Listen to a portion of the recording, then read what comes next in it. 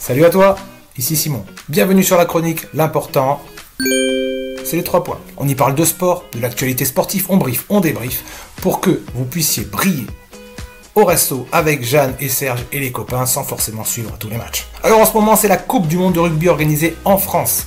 Alors, c'est génial, c'est le sujet du jour. Let's go. Point numéro 1, débrief du week-end précédent.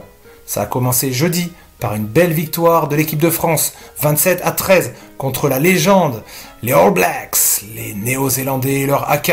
Nous avons grâce à cela assumé notre statut de favori. Oui, je dis bien favori. Pourquoi favori ? Parce qu'on a une équipe exceptionnelle, avec une génération exceptionnelle. Quelques joueurs, 4-5 joueurs qui sont peut-être les meilleurs du monde à leur poste. Et ça, il n'y a pas d'autres équipes qui l'ont. Peut-être l'Irlande et l'Afrique du Sud, qui sont aussi très forts et qui ont fait leur premier match le week-end dernier. L'Irlande a battu la Roumanie 72-8 et l'Afrique du Sud a dompté la belle équipe d'Écosse 18-3. Ce qui va faire la différence certainement, c'est le public. Tout simplement, si on joue notre jeu, on va les pousser, chanter, on va siffler l'arbitre, on va... Bon, non, on va pas siffler l'arbitre. Mais aussi, ce qui va faire la différence, c'est les blessures. Le rugby est un sport qui casse. Alors, il faudra juste pas casser trop de joueurs et pas casser les joueurs décisifs.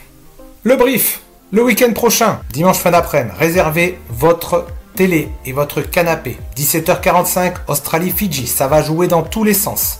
Il faut voir, de toute façon, les Fidji, il faut voir. Ce match, il va être magnifique. Et le soir, une opposition de style Angleterre-Japon à 21h.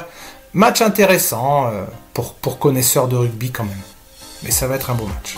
Point numéro 3. Point bonus. On va parler des bonus. Le bonus, si vous ne connaissez pas ce que c'est en rugby, peut-être que si vous regardez des matchs, vous allez certainement en entendre parler. C'est une façon que les instances du rugby ont trouvé pour forcer les équipes à jouer jusqu'au bout. Même quand le score est déjà acquis, il faut essayer de marquer des essais. Donc il y a un bonus offensif qui est pour les équipes qui marquent 4 essais ou plus. Et il y a un bonus défensif pour ceux qui perdent par moins de 7 points d'écart. C'est un peu différent en top 14, attention, il y a des petites nuances. Mais voilà, des points de bonus qui permettent au jeu de toujours être actif jusqu'à la dernière minute. Voilà pour l'explication. Je vous dis à la semaine prochaine, on va débriefer le week-end d'avant, briefer le week-end d'après, et voilà, ce sera cool. Allez, ciao!